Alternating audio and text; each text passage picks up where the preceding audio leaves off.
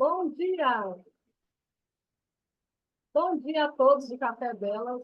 Meu nome é Lorena Ribeiro, sou consultora marketóloga e comunicóloga, e hoje nós estamos iniciando um Café Delas itinerante, gravado pelo aplicativo de reuniões e webinários. E nós temos presente aqui conosco uma moça fantástica, que eu já conheci há uns 2 anos online, e eu me identifiquei muito com o astral dela e a forma como ela comunica com as pessoas, os serviços que ela oferece. Mas antes da gente chegar nesse momento, eu queria que ela se apresentasse aqui para vocês. Seja bem-vinda ao Café Delas, Luciana Lu Okazaki. Boa tarde a todos, boa tarde, Lorena. Obrigada por me estar recebendo aqui. Bom, como você já me apresentou, sou Luciana Okazaki, tenho 37 anos, sou nascida em São José dos Campos, mas moro hoje aqui em São Paulo. Então, por isso esse café é itinerante, né? Você em Minas Gerais, aí eu em São Paulo, e a internet, graças a Deus, conseguindo providenciar esses encontros, né? Como você disse, a gente se conheceu apenas online, mas a gente já teve essa conexão aí de alma, eu falo. Uma conexão profunda. Verdade, Lu. Ô, Lu, então você nasceu em São José dos Campos. Isso. Em São Eu José nasci em dos São José Campos dos não faz Campos. parte do ABC Paulista, não é isso? Não, São José fica no Vale do Paraíba. São José fica a quase 100 quilômetros aqui de São Paulo. Ah, Joia. Não fica aqui na grande São Paulo. São José é uma cidade que hoje tem acho que uns 600 mil, 700, nem sei agora em quantos habitantes ela está. Mas quando nasceu, ela era uma cidade, né, pequena, ela tinha bastante cara de interior de São Paulo. Mas eu vim para São Paulo com 3 anos de idade. Então eu digo que eu sou uma genuína paulistana, né? De gíria e tudo mais, de costumes, de hábitos e tudo.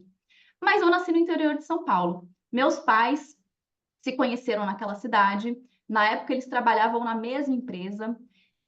A minha família, Lore, ela tem origem japonesa. Os meus Ah, avós são japoneses, eles imigraram do Japão. Meus pais já nasceram no Brasil e eu também nasci no Brasil. Então os dois se conheceram nessa empresa e durante um tempo, né, depois que eu nasci, minha mãe continuou ainda trabalhando e meu pai teve que se mudar aqui para São Paulo. Quando eu tinha ali mais ou menos uns 3 anos de idade, ele veio para São Paulo e a gente ficou um tempo separados. Então, minha mãe trabalhando em São José, meu pai trabalhando aqui em São Paulo. Então, eu não via, né, eu não tinha uma família assim tão unida nos meus primeiros anos de vida. Só depois que meu pai conseguiu levar a gente, né, conseguiu trazer minha mãe e eu aqui para São Paulo, e a gente chegou na Selva de Pedra. E eu lembro muito, assim, de chegar na cidade e sentir essa diferença de clima, né? De uma cidade pequena, não tão pequenininha assim, como São José dos Campos, não era tão de interior assim, uhum. mas o impacto, a diferença de chegar numa cidade onde ninguém te conhece, onde eu não conhecia ninguém. Eu lembro de chegar na escolinha e perceber que todo mundo era um pouco diferente de mim. Inclusive, eu era a única descendente de asiáticos na minha turma ali do maternal. E para mim aquilo era uma coisa muito diferente. Aquilo me impactou muito e marcou bastante minha infância. E eu digo que isso trouxe algumas consequências até hoje, né? Eu passei por algumas fases em épocas escolares que mexeram muito comigo. Uhum. E não sei se a gente já entra nesse ponto, né? Mas hoje em dia nem tanto, mas na época eu sofri muito bullying por ser descendente de japoneses. E Eu isso me tô- marcou muito.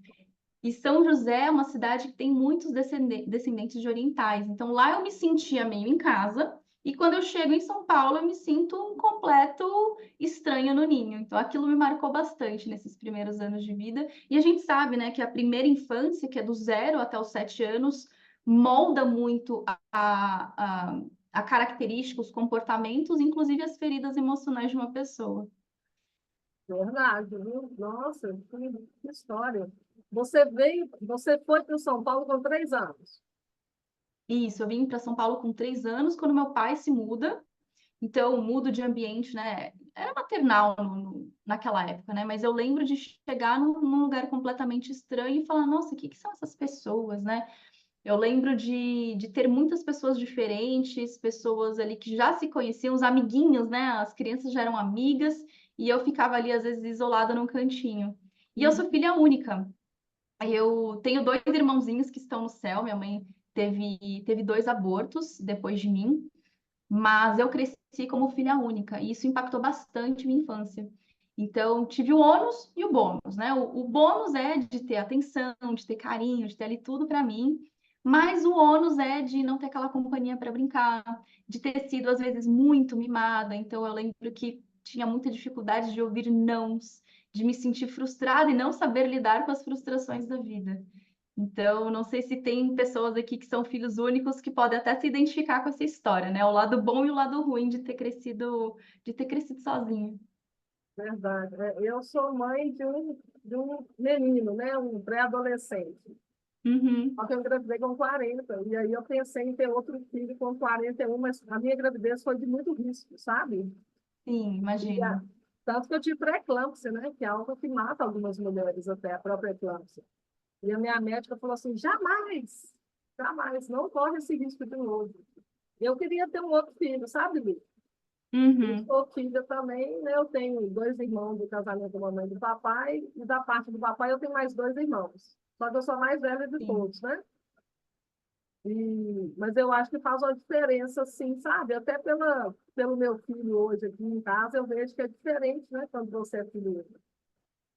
E os pais também têm que tomar muito cuidado para não sim. mimar demais, né? E eu acho que por mais que os pais tentem não mimar demais, isso acaba acontecendo, É, né? Porque você não tem, eu não tive, por exemplo, o aprendizado do compartilhar, do dividir. Então, tudo era meu, né? Naturalmente, tudo era para mim, tudo era meu. Então, quando eu me torno uma jovem adolescente, jovem adulta, isso do compartilhar, do encontrar opiniões divergentes e diferentes das minhas, é muito difícil. Tanto é que chega uma época na minha vida em que eu vou morar em república, na época da faculdade. Não sei se eu já estou adiantando aqui os assuntos, pode falar, pode. mas foi.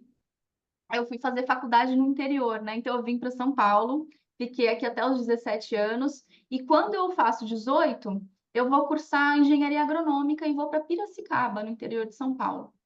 E lá os meus pais, desde o início, quando eu falei, bom, eu vou para uma outra cidade, eles falaram, vai morar em República, né? Eles sabiam como era a minha condição, como eles tinham criado a filha deles, e eles me sugeriram, vamos morar, vamos procurar uma república para você ficar, não vai morar num apartamento sozinha, você já fica tão sozinha, né? Já passou sua vida inteira sozinha. E eu acho que foi uma das melhores escolhas que eu fiz, Lori, porque a República me ensinou o senso de comunidade, me ensinou a ver que tem pessoas de backgrounds, né, de origens de vidas completamente diferentes das minhas, me ensinou a compartilhar, a dividir tarefas e responsabilidades também. Então, eu acho que essa questão do crescer como filho único, ela te priva desses pontos, e ter morado em República me fez aprender essa escola da vida, né? Tanto que a gente falava lá em Piracicaba, na Exalc, que a República é a escola da vida, e eu não tenho dúvidas sobre isso. Então, se existem pessoas nos ouvindo aqui que pensam em estudar fora e querem morar em uma república, ou têm filhos que estão nesse momento, não hesitem, porque é um verdadeiro salto assim de amadurecimento na vida de uma pessoa. Então, fantástico, né?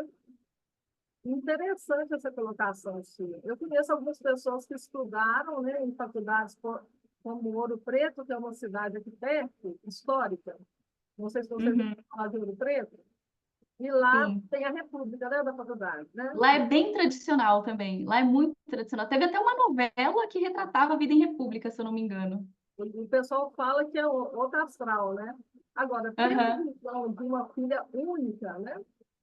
Devido aos seus irmãozinhos que não estão mais conosco, mas acaba que você foi criada, né? Sozinha, vamos dizer assim, a sua visão é interessante, porque isso facilita bem mesmo, né? No processo de interação com as pessoas. Muito interessante isso que você falou. Sim, E e eu me é, lembro, e é Lore, um objetivo nosso, né? Conviver com as pessoas, se relacionar, ter bons sim, relacionamentos, né? Não é fácil, é um processo de não é amadurecimento. fácil. E nada mal começando aí na parte da faculdade mesmo, né? Com certeza, eu me lembro de ter sido uma adolescente muito tímida, muito insegura. Então, tudo era ali, os meus pais decidiam por mim, os meus pais me davam sugestões. Eu não tinha essa autorreferência, né, de uma pessoa independente, que toma suas próprias decisões, que tem segurança sobre si. Então, essa saída do ninho foi muito importante para mim, com 17, 18 anos. Entendi. Bom, nós vamos fazer um intervalinho e a gente volta daqui a pouco para continuar esse papo, tá bom? Tudo bem, vamos lá. Voltamos! Estamos aqui com Lu Okazaki, essa moça fantástica, que é descendente de japonês. Ah, o seu pai e sua mãe são descendentes? Os dois? Sim, os dois. Os meus dois avós vieram do Japão e uma das minhas avós também. Uma das minhas avós, inclusive, vai fazer 102 anos, É tá bem. aqui ainda conosco, é mesmo. E os três vieram do Japão. Os três emigraram, vieram para o Brasil tentando uma vida melhor, fugindo, né, de guerra e de pobreza no Japão. E acabaram parando aqui no interior de São Paulo e também no interior do Paraná, no norte do Paraná, ali na região de Astorga. Não sei se temos ouvintes da região do norte do Paraná. Astorga. É ali perto de Londrina, Maringá. Sei. Ah, tá, peraí. Mas quem veio de lá foi seu pai ou sua mãe? Não entendi. Os avós, os pais dos meus pais. Pai dos seus pais. Os três avós vieram de lá. Uma já nasceu. Uma, inclusive, é mineira, viu, Lore? Uma das minhas avós é mineira. Nasceu em Minas, mas ela já faleceu. Ela nasceu em qual cidade, você sabe? Eu acho que ela nasceu em Uberaba. Ah, Uberaba. Aham. Uberaba. Pedro É. Mineiro. Uhum. Isso, exatamente. Aí no adoro Uberaba e Uberlândia, adoro, adoro. É, então, no caso, esses três avós, eles vieram dessa região, quer dizer, de Londrina, perto de Londrina. Isso. Um casal foi se estabelecer no norte do Paraná. O meu avô veio para São Paulo, que conheceu essa minha avó, que veio aí de Minas Gerais. Ah, entendi. Então, todo mundo Isso. tem a mesma origem. Todo mundo tem a mesma origem, todos Um vieram do pouquinho Japão ali. parecido. É, eu falo que eu sou Não, no interior 100%. de São Paulo, você acha que os japoneses, você acha que isso é mais normal? O quê? Não entendi, desculpa. De casamentos de pessoas Ah, de origem é mais normal? sim. O pessoal da época dos meus avós, eles casavam entre si, né? Eles tinham preconceito contra essa miscigenação. Então, eles faziam muitos casamentos arranjados entre japoneses. Já a geração dos meus pais, não, isso daí já começou a se abrir. Então, a geração dos meus pais, que hoje tem por volta de 60, 70 anos, já é uma geração que casou com descendente de italiano, descendente de portugueses, de espanhóis, né? Próprios brasileiros nativos aqui do Brasil, os índios, mas é uma geração de avós assim bem rígida, bem, sabe, bem fechada mesmo.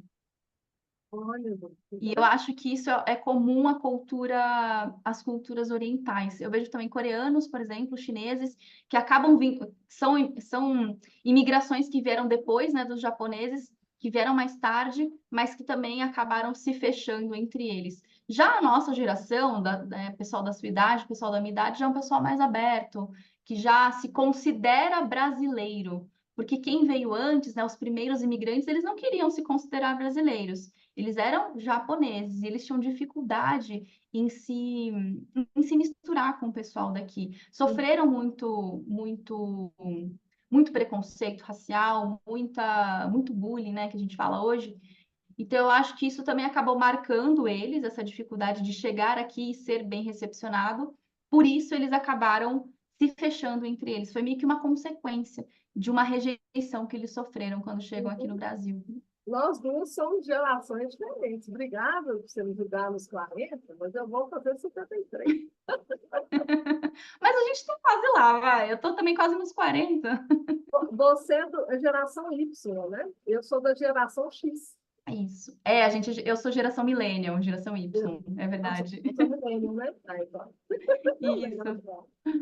E aí me diz, aí vocês vieram para São Paulo, você novinha, sentiu aquela certa, assim, aquela falta de, como é que eu vou dizer? Não tinha empatia, né? Porque crianças, igual você falou, a maioria não era de origem asiática, né? A maioria, a mistura mesmo do brasileiro, né? Normal, vamos colocar assim, né? Se bem que, igual o Marcelo fala, tudo é normal no Brasil, amor. Meu Pois marido é. ele fala isso, né? Porque a grande... Nossa, sumiu na imagem. Sumiu. Então, Pareceu um avião. peraí, eu acho que é a conexão. Só um minutinho. Vou ver se eu vou voltar aqui. Hoje, Ué, peraí, se Lu, você tentar parar e voltar a câmera, será que não vai? deixa eu ver. Aqui no cantinho? Dois, cadê essa dois? Voltei. Acho que foi. Uhum. Ô, gente, nós sumimos do ar, mas voltamos. Voltamos. Então, meu marido fala que brasileiro não tem essa coisa de normal. Eu falo assim, amor, tudo é normal. Todo mundo pode ser brasileiro, né? Ô, Lu, por exemplo, rapidamente falando da minha origem, né? A minha origem é de judeus, tanto do lado da mãe quanto do pai. Só que tem um porém. Uhum. O judeu do lado do meu pai, ele veio de uma região e que também tem origem lá de Portugal. O da minha mãe veio de uma região de origem Portugal italiana. Porém, chegando aqui, o pessoal do lado da minha mãe se uniram aos povos indígenas da época do interior de Minas, que era tipo um negócio meio de cangaço. É isso mesmo. Uhum. Eu tive uma tataravó que era cangaceira. Uau! Ela saiu de uma fazenda linda e maravilhosa, com origem indígena, olha o que eu estou falando, e resolveu ir para o cangaço solteira. E ela foi, nem sei se tem livros falando sobre essa história dela, Jesus na Bagageira. Então, eu tenho no sangue também essa origem também indígena, certo? Sim, nossa, é uma mistura É muito sensacional, né, fantástico, Lore? muito É fantástico. Já fantástico. do lado do meu pai, que são os blogueiros, né? Porque quando eles chegavam no Brasil, eles colocavam sobrenomes mais fáceis de pronunciar, como árvores, coisas da natureza. Uhum. Então, Nogueira é das nozes, o Ribeiro da minha mãe é de Ribeirão, da natureza, né? Então, tem toda essa origem. E eu tenho Ribeiro e Nogueira. Então, a maioria de judeus. Mas tem origem indígena também dentro do lado da minha mãe. Quando a gente começa a pesquisar essa genealogia, quando a gente tem consciência para pesquisar, a gente vê que o brasileiro em si é uma mistura muito grande. E não tem como Demais. hoje a gente simplesmente falar, não, eu sou totalmente igual meus amigos, né? Da cor preta, que é o certo você falar hoje, né? Não negro. Meus amigos da Uhum. cor preta. Nem eles podem falar que eles são totalmente, somente originários da África. Por quê? Porque já teve uma mistura aqui, né? De Sim. raças assim, gigantes. Já a sua, sua origem japonesa, né? Já aconteceu uma questão mais rara, que foram de origem japonesa, que eles se encontraram seus pais, né? E Isso. normalmente hoje a gente não vê isso assim com tanta tranquilidade. Normalmente você vê mais Pois assim. é. Exato. E assim, e acho que foi só essa parte da minha família, né, dos meus pais que se encontraram de origem japonesa, porque quando você pega já os meus tios, por exemplo, eu tenho tia preta, eu tenho tia indígena, eu tenho tia branca de origem europeia, né, É bem mesmo? branca, tenho tio alemão. Então, assim, a família em si teve uma mistura legal. É que até a minha geração, dentro da minha família, veio ali só veio só de amarelos, né? Eu falo que eu sou o original, made in Japan, praticamente. Lu, e o problema que eu vejo também hoje, né, pensando assim por esse lado das uniões raciais e tal, o grande problema é quando tem o racismo, né, ou tem a xenofobia, ou o que for. Esse é o grande problema, que a gente vive isso até hoje. Né? Que loucura isso. Como você disse, que viveu esse tipo de bullying, que na época nem falava assim, né? Nem era essa palavra que a gente utilizava, não existia um estudo sobre isso, e a gente aceitava muito. Eu, por exemplo, eu sofri um preconceito muito pequeno, eu não posso nem considerar como quem é da cor preta, por quê? Muito branca, muito sardenta. Então, eles me chamavam de surubim, aqueles peixes muito pintados, banana Sei, sim. split, mas você acredita que eu ficava muito chateado também? Eu não conseguia, enquanto criança, passar por isso no jardim de infância, quando eu tinha 6, 7 anos. Logicamente que eu não posso nem comparar com o racismo em relação à cor preta, que no Brasil é muito forte ainda, a gente sabe disso, né?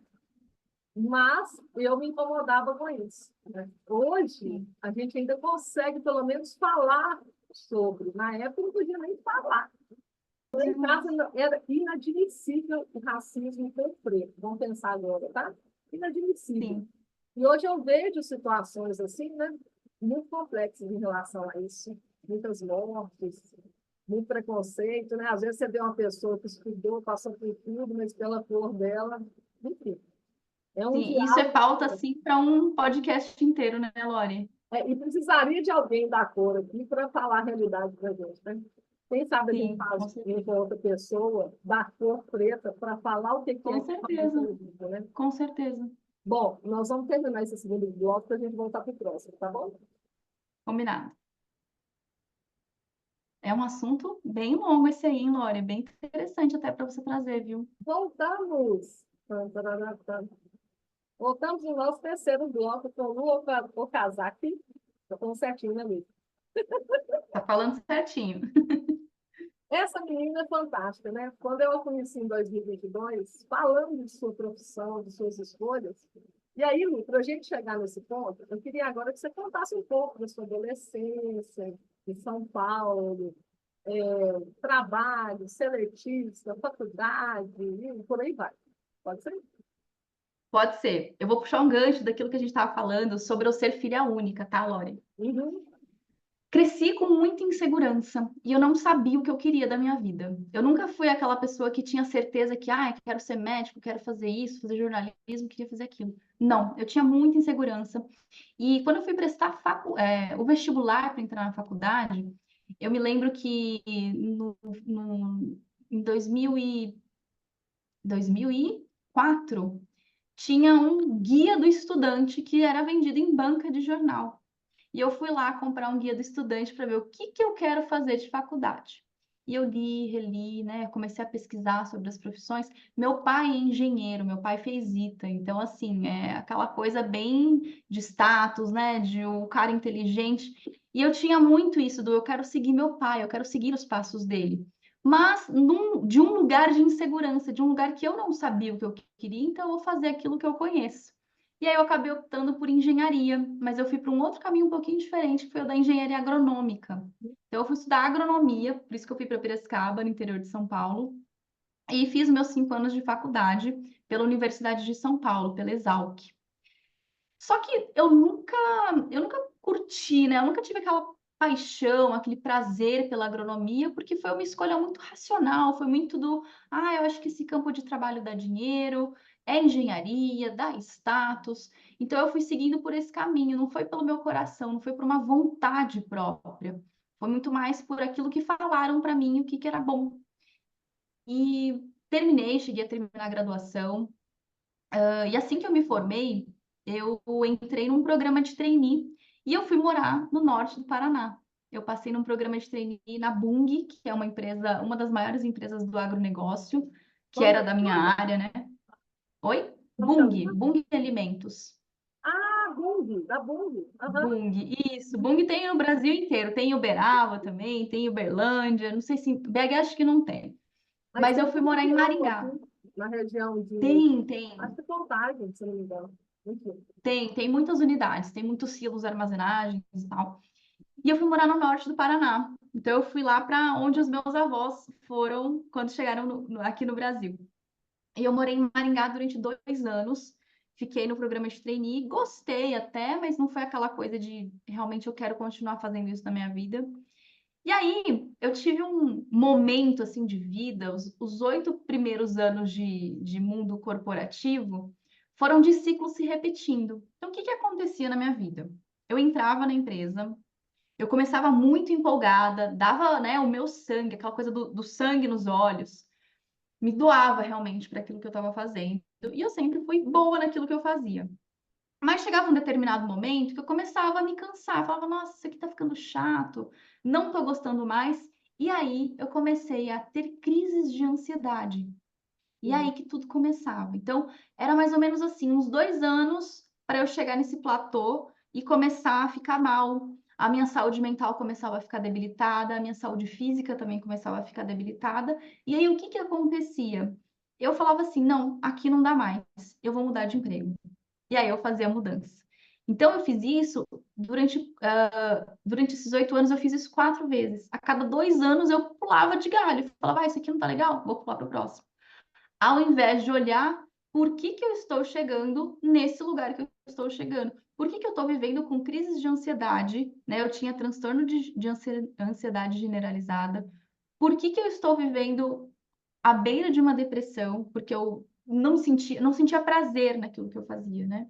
E Uhum. por que que eu cheguei em um burnout? Então, no final de 2019, depois de ter todos esses ciclos se repetindo várias vezes na minha vida, eu finalmente passo por um burnout. E aí que a minha vida muda completamente de figura. Você Posso... como seletista nessa época.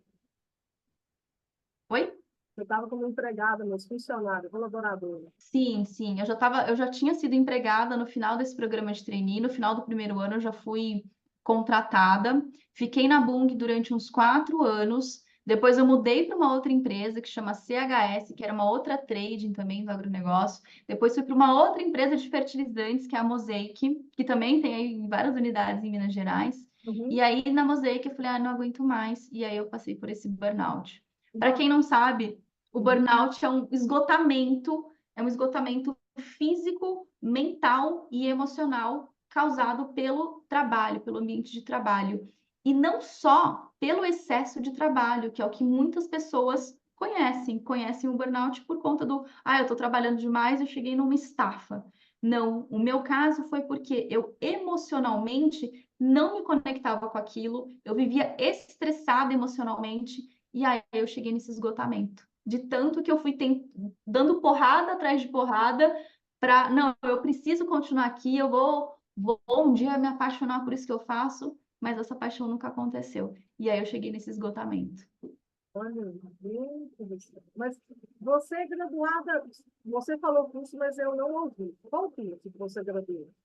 Eu fiz engenharia agronômica. Agronômica. Ah, por Isso, isso que você já foi para essas multinacionais, né? Você já começou a trabalhar. exato. Eu trabalhei 10 anos dentro do agronegócio. Eu Uhum. era agrônoma de escritório, né? Não era agrônoma de campo, mas eu era agrônoma do escritório. Eu trabalhei com comercial, planejamento, trabalhei com logística, então eu trabalhei muito nessas áreas mais estratégicas, né, dentro do agronegócio.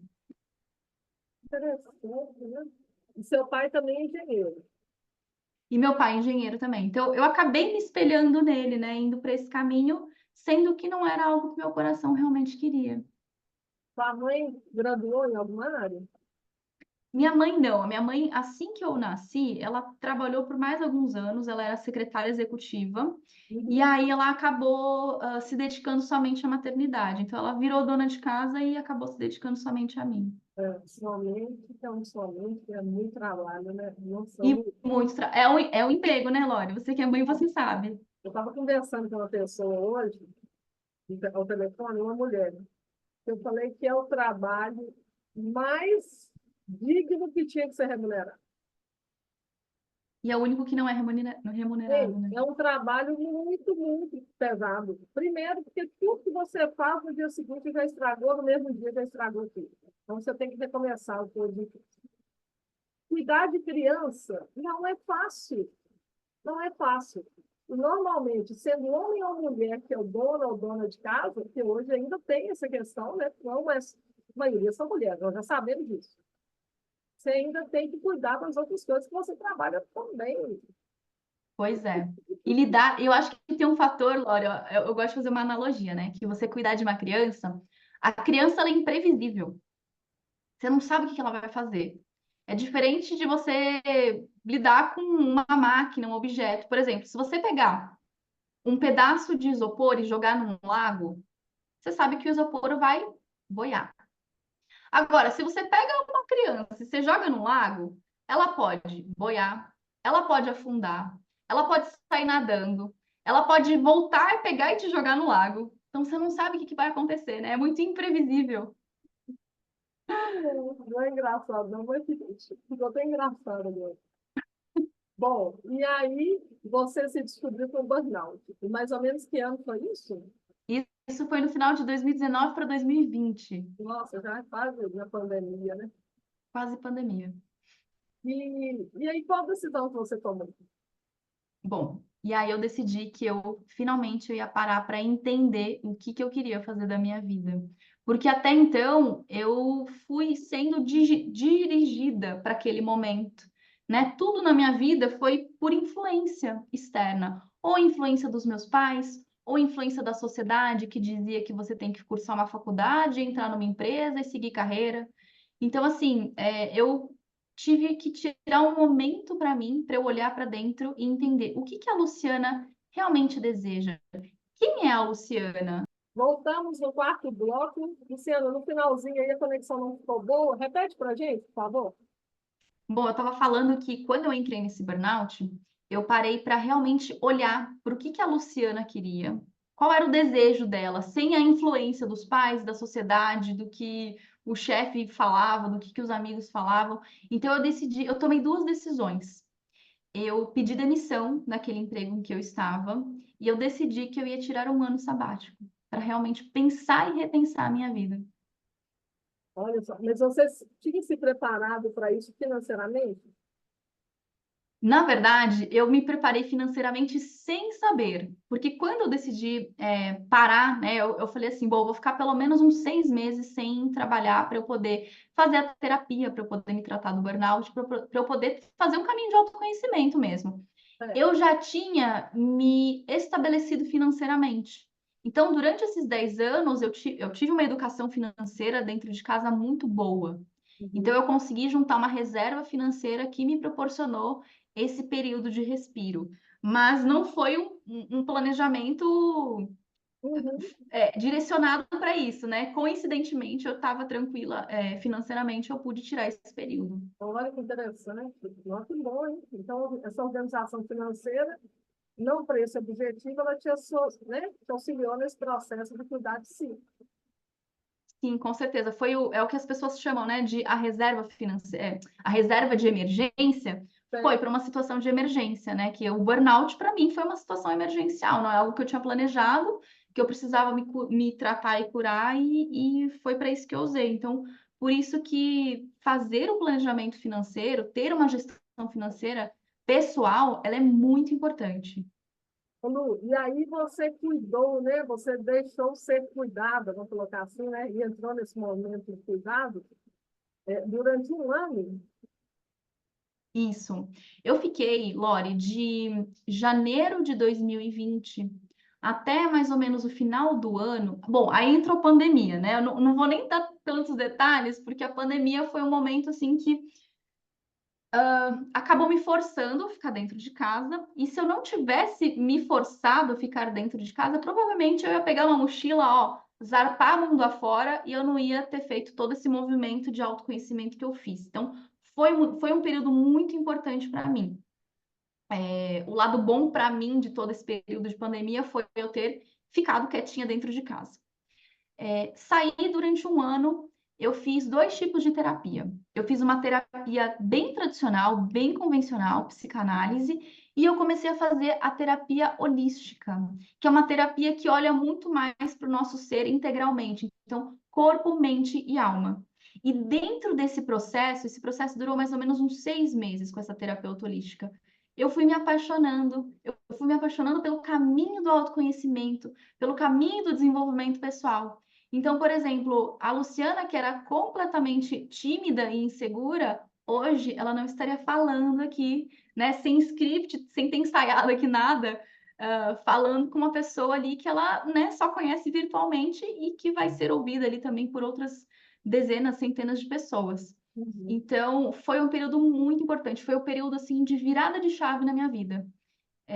Parar para olhar para dentro. Eu falo que é a viagem mais importante que a gente precisa fazer na nossa vida. Não é ir para Paris, não é ir para os Estados Unidos. Claro que isso daí também é maravilhoso, eu adoro Uhum. viajar, mas esse caminho, essa viagem para o nosso interior, ela é muito importante, essencial. Olha, que fantástica essa história, eu não sabia.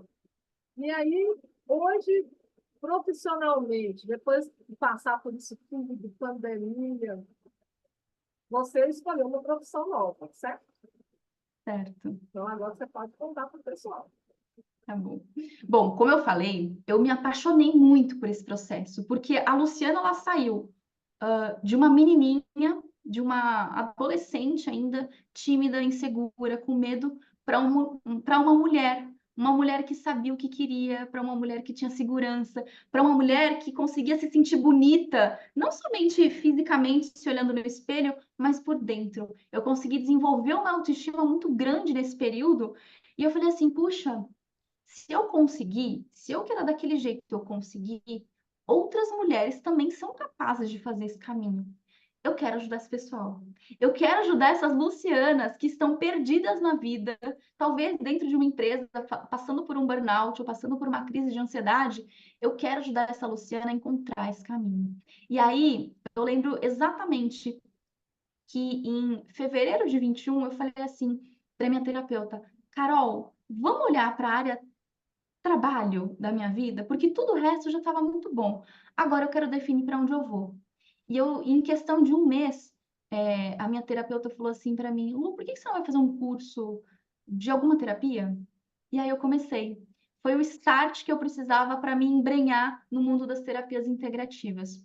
Então eu comecei a fazer, eu fiz curso de barras de axis, eu fiz formação em Reiki, eu fiz formação em hipnose clínica, eu fiz formação em instrução de mindfulness e meditação, e aí eu comecei a atender. E o prazer que eu senti ao atender o meu primeiro cliente foi indescritível. Eu não senti esse prazer em 10 anos trabalhando dentro do mundo corporativo, Lori. É algo assim que, sabe quando você sente que, puxa, eu encontrei a coisa certa para minha vida?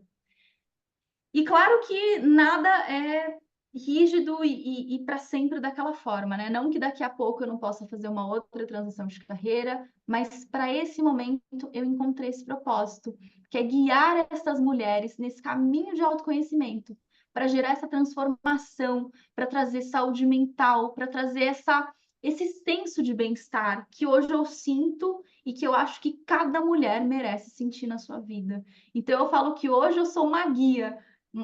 Eu queria ser guia de turismo antes de me tornar terapeuta, tá? Dentro desse processo de sabático, eu falei, acho que eu vou trabalhar com turismo, porque eu gosto muito, mas eu me tornei uma guia de alma, uma guia para as mulheres que querem ter saúde mental e equilíbrio emocional. E é isso que eu levo hoje para as pessoas, Lori. Eu, como terapeuta integrativa hoje, ajudo essas mulheres nesse caminho. Fantástico. E essa qualificação como terapeuta integrativa, é isso, né? Isso. Por exemplo, a minha médica que me acompanha no tratamento de lipedema, ela se apresenta como uma médica integrativa. Por quê? Ela já foi em várias áreas. Clínica geral, é, não fala, gente, pediatria, a parte de medicina esportiva, a parte da estética, tricologia. Aí vem agora a questão de reforço hormonal, tem outra pós, junto com o estudo do lipedema, né, que são as doenças vasculares, e por aí vai, né? Ela se apresenta assim, medicina integrativa. Você, quando se apresenta como um profissional da área integrativa, quais são os requisitos de estudo que você precisa de qualificação? Vou pensar, de qualificação, quais são? Só para eu entender melhor. Quando você pensa numa terapia tradicional, geralmente a gente pensa em duas formações. A gente pensa na psicóloga e a gente pensa na psicanálise, por exemplo. Já a terapia integrativa são todas as terapias que saem desses dois principais caminhos.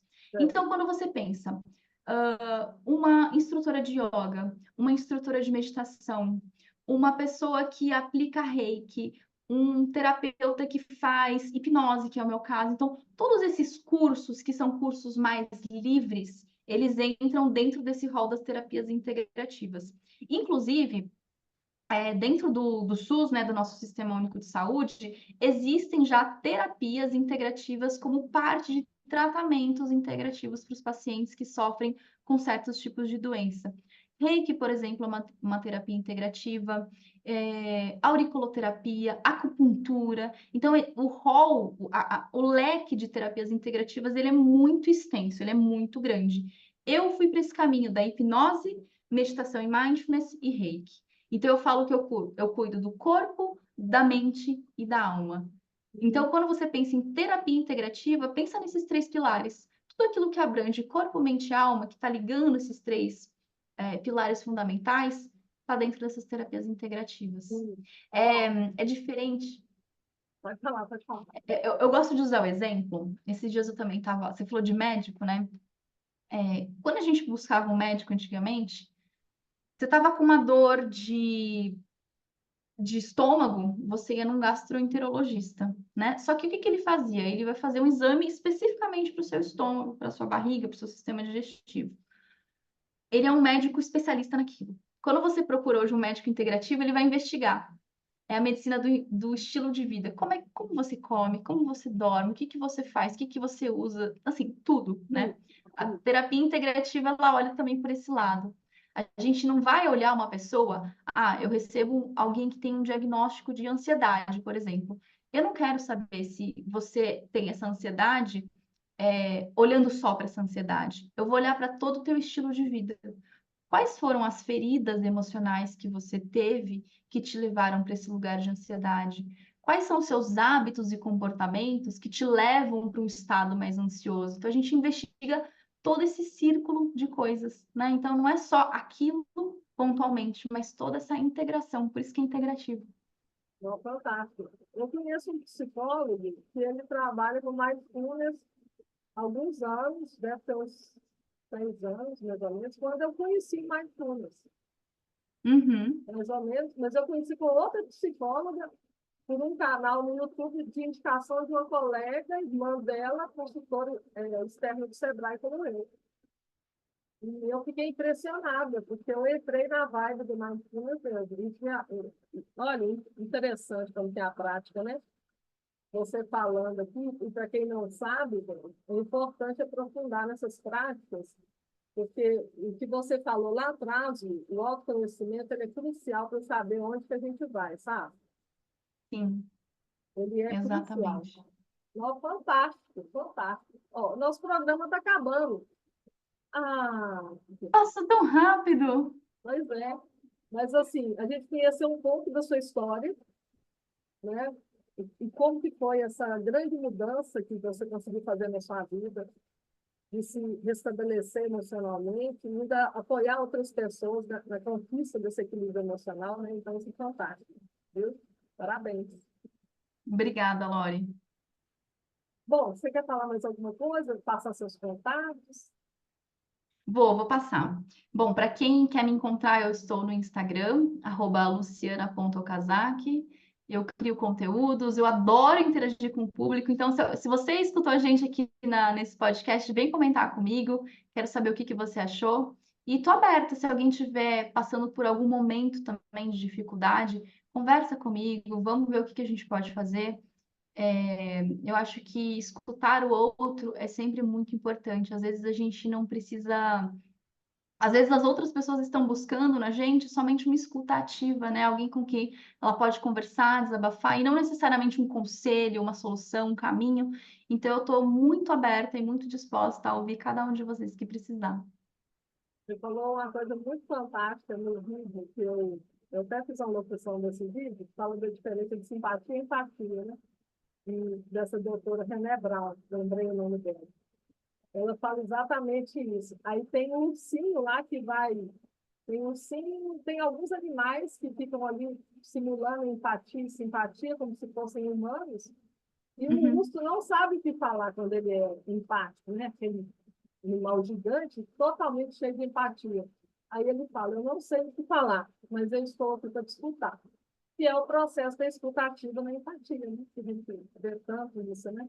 Uma fantástica. exatamente. Então, repete para nós. O Instagram é Lu. @luciana.okazaki. Ah, tá. Igual tá aqui, gente. Quem está vendo aqui a imagem, luciana.okazaki. O-K-A-Z-A-K. Zaki. Isso Okazaki. mesmo. Bom, eu vou passar para vocês o meu arroba do Café Delas Oficial, tá? Ele está no YouTube, no Spotify e no Instagram, Café Delas Oficial. E quem quiser falar comigo, no meu perfil, tem todos os outros perfis que eu direciono aí, que eu administro, a Lorena Ribeiro BH. Então é mais fácil vocês me encontrarem lá no Instagram. Lu, foi um prazer ter você conosco. Você vai ser sempre bem-vinda. Quem sabe a gente não faz um café delas juntas? Um off-live, Presencialmente, adoraria, adoraria. não somente no digital, mas quem sabe São Paulo, né? Eu amo essa cidade. Quem sabe a gente não faz um café delas real, né? Ou em São Paulo, ou BH, ou qualquer outro lugar que a gente possa encontrar, né? Não? Obrigada, Com viu? certeza. Lore, obrigada. Um beijo a todos que nos assistiram e até a próxima. Obrigada, gente. Até o próximo Café Delas.